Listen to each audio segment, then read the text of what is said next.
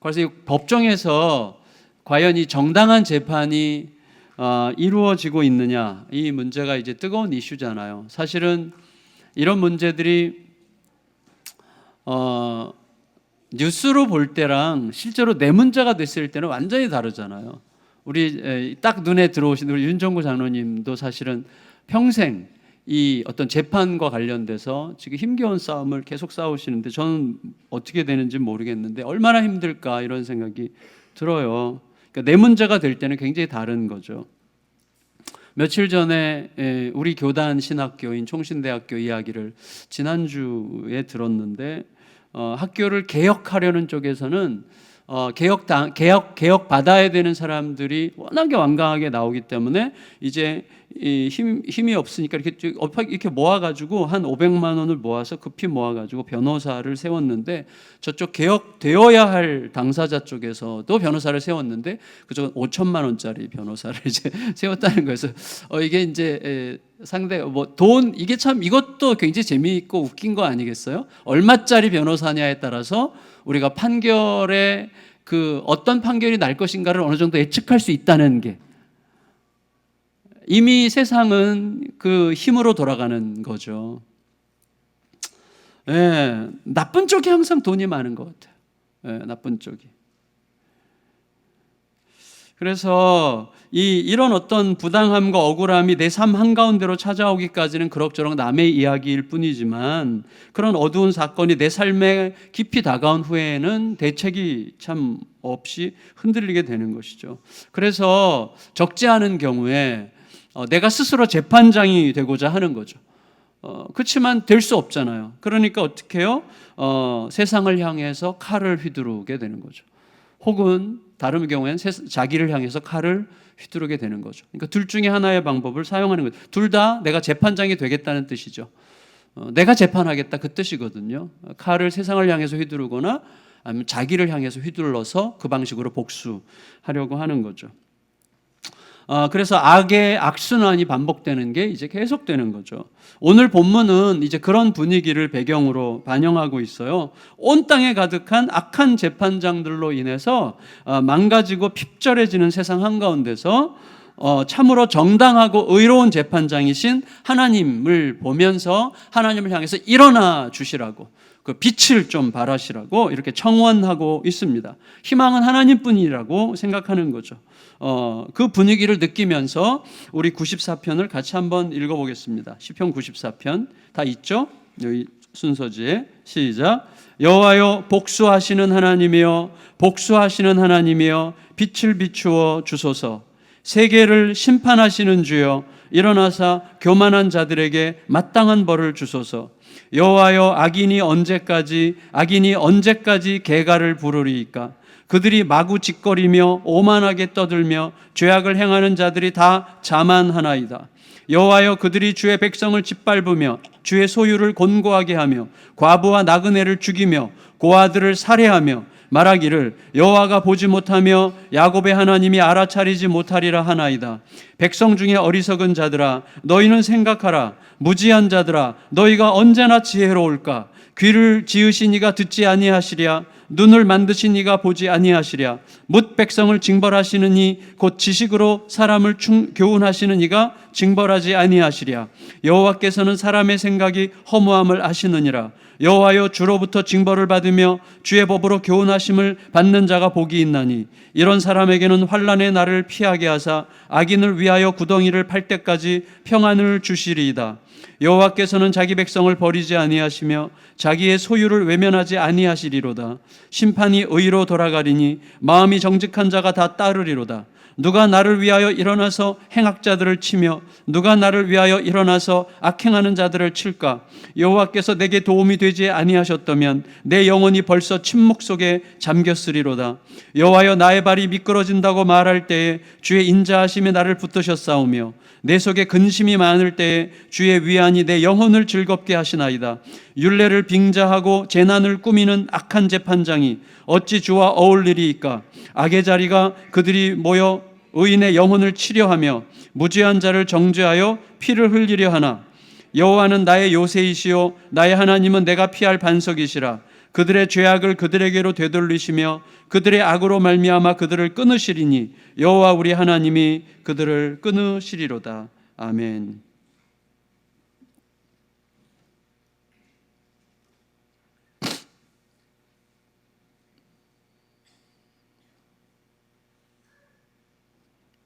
뭔가 좀 빠졌는데, 읽다 보니까 뭔가 빠졌는데 찾아봐야 될 것 같아요.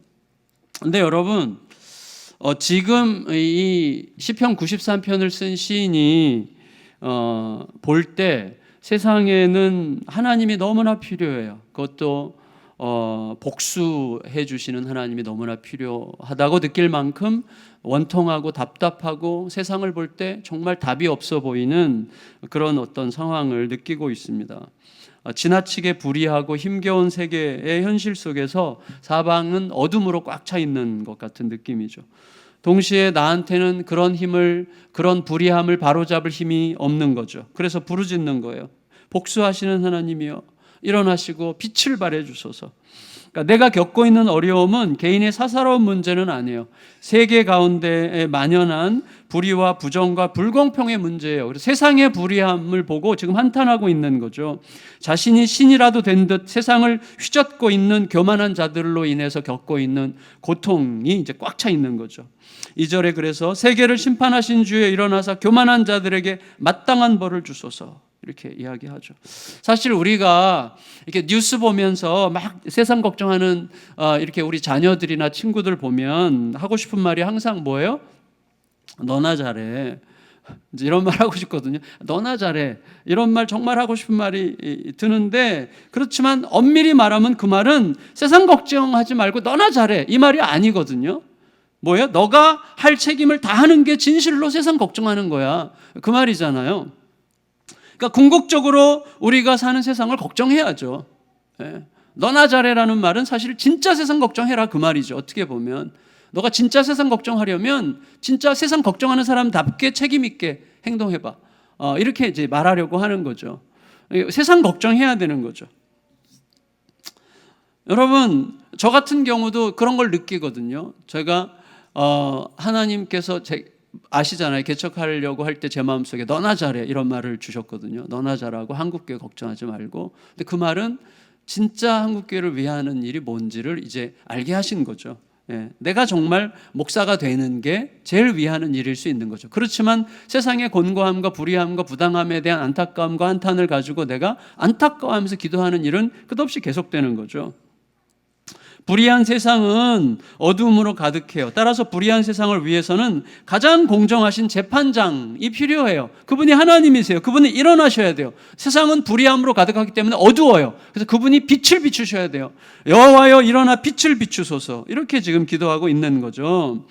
세계를 자기들의 안방처럼 생각하는 자들이 있잖아요. 자기들의 만족과 즐거움을 위해서 불의로 세상을 가득 채운 악한 자들은 자기들의 주장을 큰 소리로 떠들어대는 거죠. 세상의 운명이 마치 자기들 손에 있는 것처럼 오만하게 떠들어대죠. 침뱉듯이 죄악을 쏟아내죠.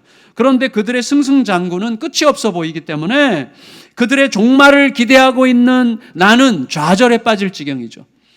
그들은 끝이 없이 흥황하는 것 같이 보이죠. 3절 4절에 여호와여 악인이 언제까지 개가를 부르리까? 그들이 마구짓거리며 오만하게 떠들며 죄악을 행하는 자들이 다 자만하나이다, 그랬어요.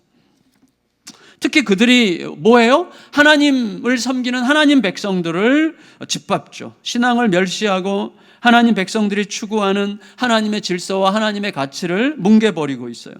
주님께서 각 사람에게 나눠주신 고유한 분깃, 각 사람의 인권이라고 할 수도 있고 권리라고 할 수도 있는데 그게 계속해서 왜곡되죠. 각 사람에게 주신 고유한 권리들을 말살하고 백성들의 삶을 곤고하고 핍절하게 만들죠. 요새는 인권이라는 말 자체가 이상한 뉘앙스로 이제 우리에게 오고 있어요. 그러니까 모든 게 왜곡되는 거죠. 참 희한하게. 여러분, 그래서 이를 위해서 가장 이 세상의 분위기가 뭐예요? 가장 쉽게 약탈당할 수 있는 자들이 약탈당하는 세상이 되는 거죠. 자기를 보호할 힘이 없는 자들이 약탈당하고 빼앗기고 살해당하는 그런 세상이 되는 거예요. 그러니까 강자들의 세상이 되는 거죠. 강한 자들의 논리로 꽉 찬 세상이 되는 거죠. 그래서 뭐라 그랬어요? 힘이 없는 자들, 고아와 과부와 나그네들을 억압하고 죽이는 세상이라고 이야기하고 있어요. 지금 5절 6절에 보면 여호와여 그들이 주의 백성을 짓밟으며 주의 소유를 곤고하게 하며 과부와 나그네를 죽이며 고아들을 살해하며 그랬어요. 힘을 추구하는 자들의 특성은 정말 그런 것 같아요. 힘을 추구하는 자들은 자기보다 좀 약한 자들에 대해서 너무 쉽죠. 자기보다 좀 강한 자들에 대해서 굉장히 조심하고 그 힘을 추구하는 증거죠. 굉장히 안타까운 모습이죠. 사실 세계적인 힘의 추구의 역사, 가장 악한 역사 중에 하나가 이제 2차 세계대전이잖아요. 히틀러를 움직인 여러 힘들 중에 하나가 뭐예요? 니체라고 알려진 니체가 추구한 게 뭡니까? 초인적 한 어떤 특별한 절대적 힘을 가진 강자를 추구했어요. 세상은 신이 없기 때문에 강한 스스로 독립적으로 누구의 도움도 없이 스스로 설 수 있는 강자가 필요하다. 그래서 이 니체가 가장 존경했던 인물이 괴테였거든. 괴테가 이제 거기에 제일 가까운 사람이라고 생각을 했는데 그 흐름 속에서 히틀러가 그 영향을 통해서 뭐예요? 약한 자들을 전부 다 멸시했잖아요. 약한 자들을 전부 다 죽이고 독일은 강해야 된다. 이 강함의 논리 속에서 연약한 자들을 전부 다 없애버리고 격리시키는 그러한 정책을 펼쳤죠. 일본도 비슷했어요. 일본도 모든 장애의 우들이나 연약한 자들을 격리 수용하고 힘의 논리는 항상 연약한 자들이 예수님은 완전히 이 세상을 판을 뒤집어 엎으신 거거든요. 예수님은 연약한 자들에게 없는 자들에게 가난한 자들에게로 가서 판을 완전히 뒤집으셨죠. 여러분 이들이 그 악한 일에 그토록 대범한 이유가 뭐냐면 하나님을 모르기 때문이죠. 하나님을 아무것도 보지 못하는 시각장애자로 보고요. 하나님이 아무 판단력도 없는 무지한 존재인 것처럼 멸시해서 자기들의 마음에서 짓밟고 있기 때문이에요. 7절에 말하기를 여호와가 보지 못하며 야곱의 하나님이 알아차리지 못하리라 하나이다. 이렇게 얘기하는 거예요. 그런데 보세요. 악한 자들도 악한 자들이지만 더 답답한 것은요. 아무 생각 없이 추종하는 자들이죠. 추종자들이 꼭 있어요. 우리 어제 저희 그 노회 이제 시찰 모임이 우리 동네에서 있었는데 거기서도 어떤 목사님이 한탄하듯이 그런 분이 자기 교인 중에 생겼나 봐요. 한탄하듯이 어떻게 이단에 빠지는지 모르겠다. 진짜 이해가 안 간다고 하는데 이해가 안 가지만 현실은 많잖아요. 진짜 많은 사람들이 거기에 빠지잖아요. 이해가 참 어려운 거예요. 추종자들이 꼭 있어요. 결국은 그게 결국 힘의 논리거든요. 나만 살겠다는 힘의 논리가 거기 있는 건데 아무 생각 없이 추종하는 자들이 있어요. 그래서 이렇게 얘기하죠. 8절에서 백성 중에 어리석은 자들아 너희는 생각하라. 무지한 자들아 너희가 언제나 지혜롭겠냐. 이렇게 얘기하죠. 여러분, 자 지금 이 시인이 주님의 계시를 통해서 이 백성들에게 지금 호소하고 한탄하면서 그들에게 막 강조하고 싶어하는 게 뭐예요? 지금 이 8절에서 생각 좀 하라는 거예요. 생각 좀 하라. 무지하고 지혜가 없구나. 무지하게 지혜가 없는 것은 무지하게 지혜가 없는 거죠. 사실은 진짜 지혜 없음과 무지함이 붙으면 이건 큰일 날 일이죠. 도무지 곰곰이 들여다볼 생각을 하지 않고요. 그냥 내 지금 기분이 어떠냐, 내 욕망이 지금 어떤 자극을 받고 있느냐에 의해서만 움직이는 이제 그런 거죠. 그게 무지함과 지혜 없음이죠. 그런데 안타까운 건 뭐예요? 그 모든 치명적인 결과들을 고스란히 자기 자신이 받아야 된다는 거예요. 이게 무지와 지혜 없음의 참 안타까움이죠. 자기가 뭔가를 결정할 때는 확신하죠. 이거다! 이거야! 이렇게 하지만 사실은 결국은 그게 무지와 지혜 없음으로 드러날 때 그 모든 아픔은 억울함과 속상함과 부당함은 내가 다 뒤집어 써야 되는 거죠. 사실은 내 마음에 무언가가 작동하는 거죠. 어떤 욕망이 작동하는 거죠. 어떤 욕망이. 제가요, 은행에 갔는데 제가 이제 개인적으로 쓰는 통장이 있잖아요. 제 개인적인 통장이 있어서 그 이제 거기다 뭘 이렇게 돈을 이쪽으로 이렇게 옮길 일이 있어서 얘기를 했더니 통장이 하나 더 있다 그래요. 전 몰랐어요. 통장이 하나 더 있는데 거기에 돈이 상당히 많이 들어있는 거예요. 한 2천만 원 이상이 내 이름으로. 그래서 순간적으로 내가 모르는 통장인데 이거 빨리 이쪽으로 옮겨야 되겠다 이렇게 생각하는 거예요. 제가 알고 봤더니 제가 대표로 있는 제가 활동을 잘 안 하는 어떤 단체의 공동 통장인 거야. 근데 무서운 건 뭐예요? 제일 먼저 이 돈을 빨리 이쪽으로 옮겨야 돼. 이 생각이 먼저 든다는 거죠. 그래서 이제 넘어가기 시작하는 거예요. 이게 무서운 거예요. 사람이 진짜 무섭더라고요. 되게 웃겨요. 웃기는 인간이에요. 그래서 김수철 노래가 생각났어요. 저는 김수철 노래.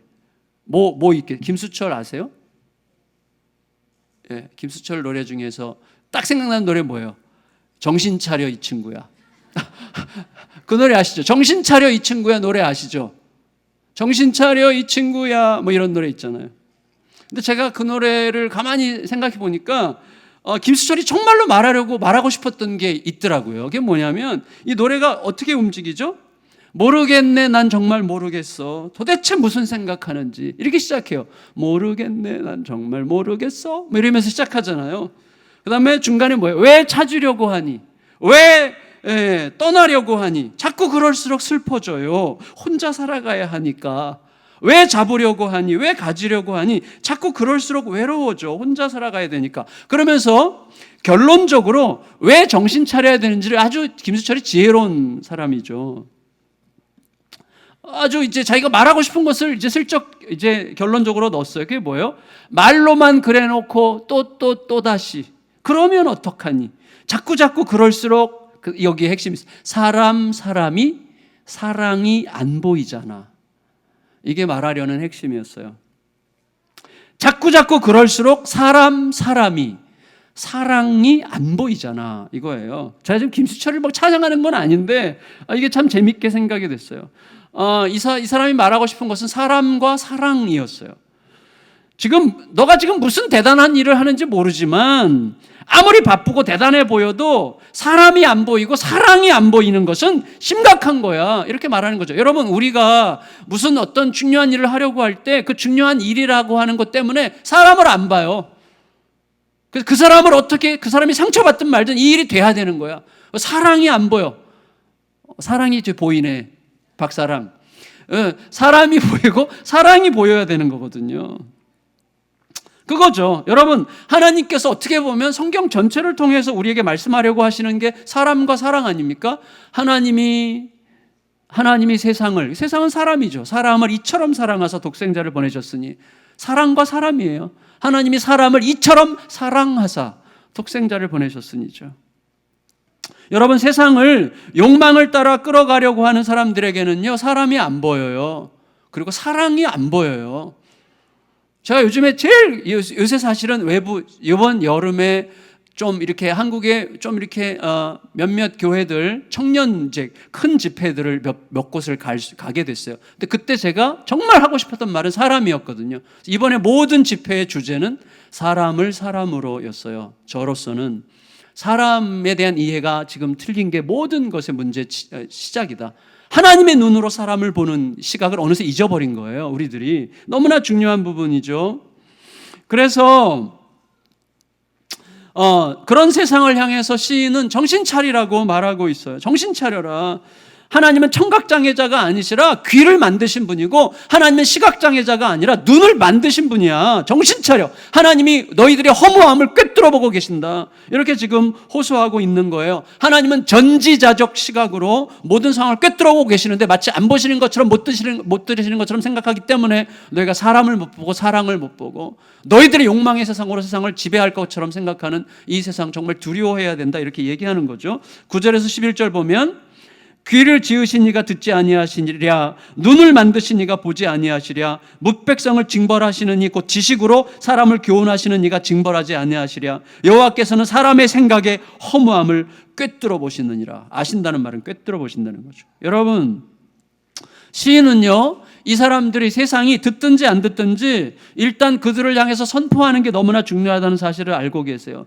들을 게 있는 자는 들어야 되기 때문이죠. 그래서 다 안 듣는 것 같아도 말해야 돼요. 그 중에 누군가는 들을 귀가 그 순간 생길 수도 있고 들을 게 있는 자가 거기에 숨어 있을 수 있는 것이죠. 그리고 나서 이제 하나님을 향해서 이렇게 호소해요.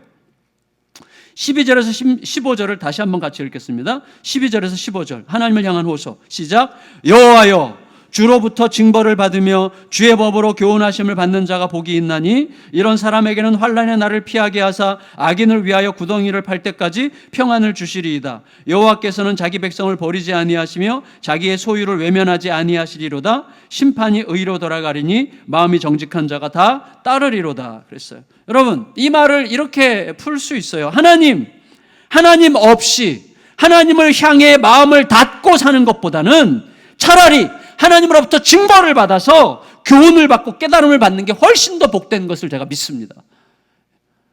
안전하게 하나님으로부터 떠나서 하나님과 아무 상관없이 살아가는 것보다는 차라리 하나님으로부터 징벌을 받더라도 깨닫고 하나님과 함께 있는 게 복이라는 것을 믿습니다. 우리가 알잖아요. 지금 아시안 게임 중에서 축구가 이제 남자들은 축구에 제일 큰 관심이 있는데 말레이시아한테 예선전에서 2대0으로 진 거는 결국 복이었죠.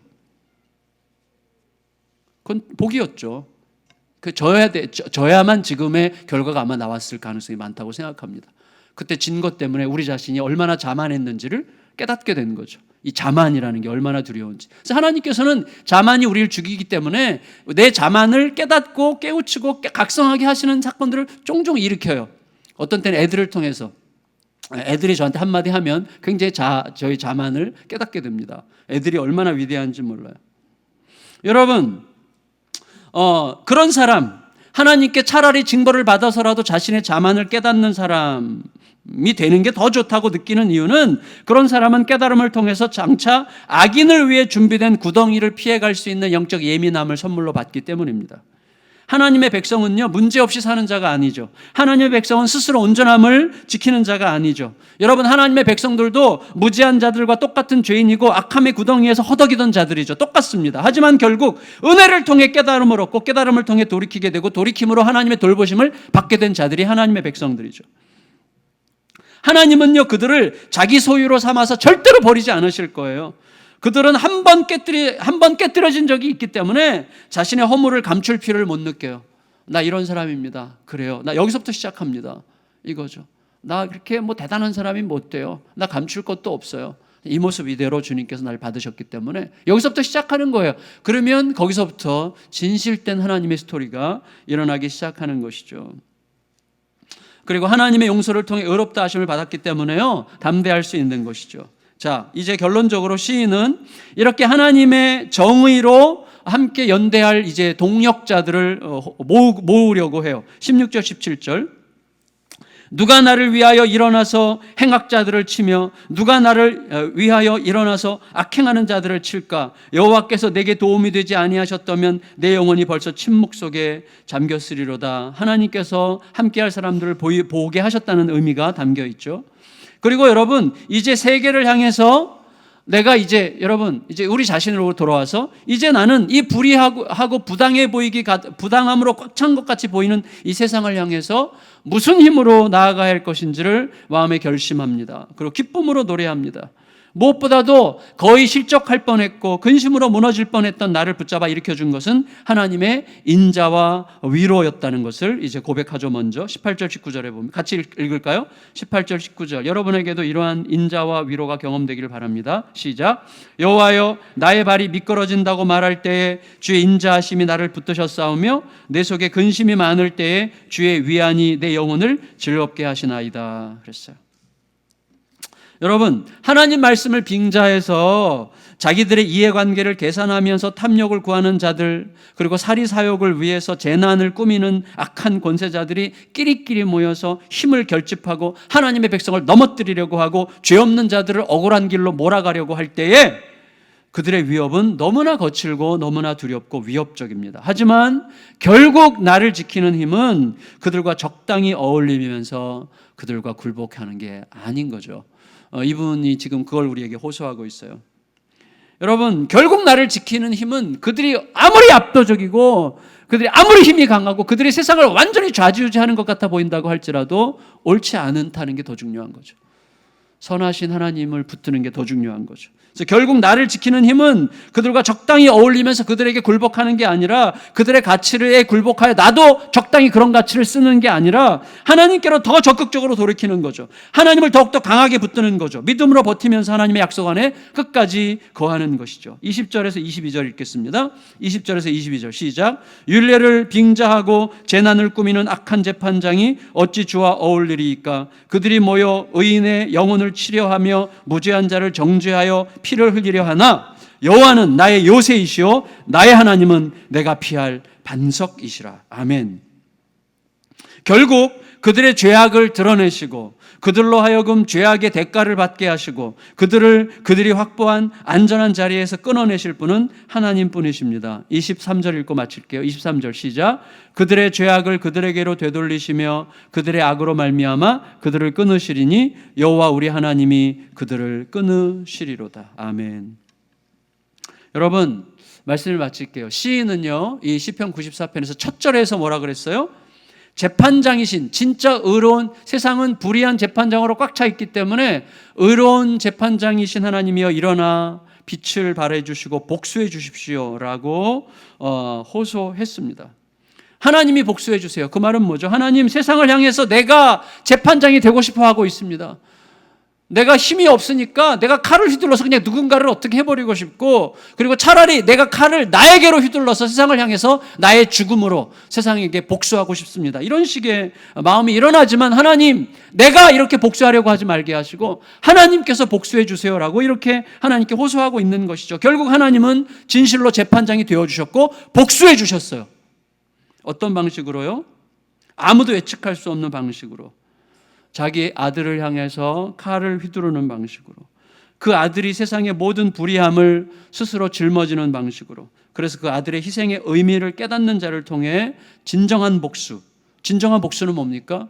내가 죽어 그가 사는 방식으로 세상을 살리는 재판이 이루어지게 하신 거죠.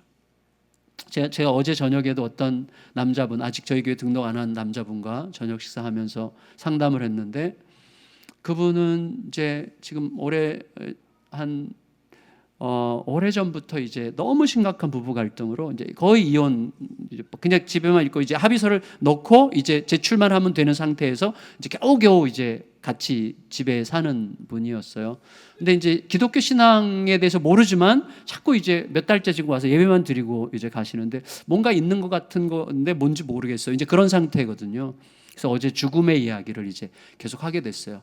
왜 죽음이, 내가 죽는 게 사는 길인 게, 그게 왜 진정한 복수인지, 만일에 복수하고 싶다면 그게 왜 진정한 복수인지를 이제 이야기하게 됐는데, 너무 감사하게도 1시간 정도 대화 끝에 이분이 완전 이해를 하신 거예요. 뭐 완전히는 아니지만 그렇겠다고, 그렇게 한번 자기가 하겠다고, 그래서 자기가 죽는 방식으로 가기로 했고 이제 가을에 같이 한번 만나기로 했는데, 저는 이 가정이 확실히 회복될 거가 확실히 믿어지더라고요. 확실히 믿어져요.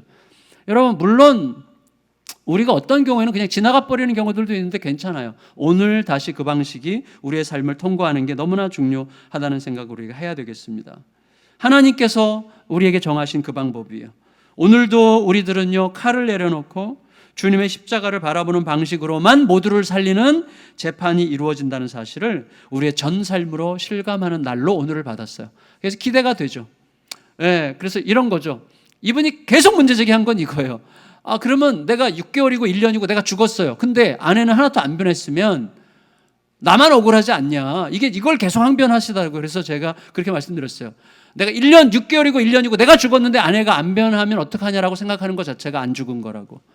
그게 안 죽는 거라고. 변하든 안 변하든 죽는 게 희열이 되고 기쁨이 되는 걸, 그 맛을 좀 배우라고. 내가 죽고 아무 변화도 안 일어나도 내가 죽는 것 자체가, 내가 그리스도를 위하여, 하나님을 위하여 죽는 것 자체가 기쁨이요 희열이 되는 맛을 알면 그 맛이 무엇인지를 배우게 될 거라고 이런 얘기를 했는데, 그걸 이해를 하신 거예요. 참 이게 놀라운 감사한 일인데 그걸 이해를 하셨어요. 너무나 감사하죠.